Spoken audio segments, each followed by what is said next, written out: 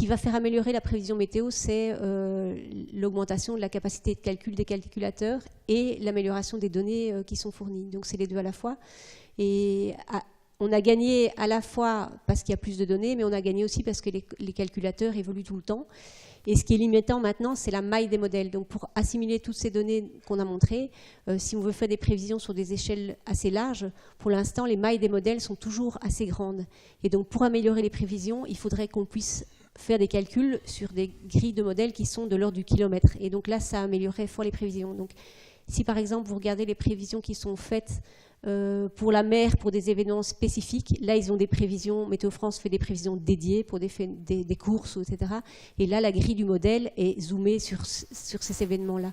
Et donc on a des prévisions améliorées. Donc il faudrait pouvoir faire ça pour toute l'Europe par exemple. Et là on n'en est pas encore là. Mais donc après de savoir si on pourra prédire le temps qu'il fait convenablement 10 ans à l'avance, j'imagine que non, mais de prévoir les grandes tendances sur des zones ou bien à plus petite échelle de pouvoir faire des zooms, ça je pense que oui. Et qu'est-ce qui fait qu'on n'est pas en mesure de le faire aujourd'hui, cette réduction de la maille dans les modèles? La limitation du temps de calcul, d'assimiler toutes ces données, en fait c'est très lourd et donc on a pour l'instant des mailles qui font une vingtaine de kilomètres et donc c'est pas précis si voilà, vous voulez, il faut attendre, ce ne sont pas les instruments de mesure ni même les satellites, il faut attendre des ordinateurs capables de traiter ces données pour arriver à une meilleure précision. Oui. C'est là que le verrou technologique doit sauter.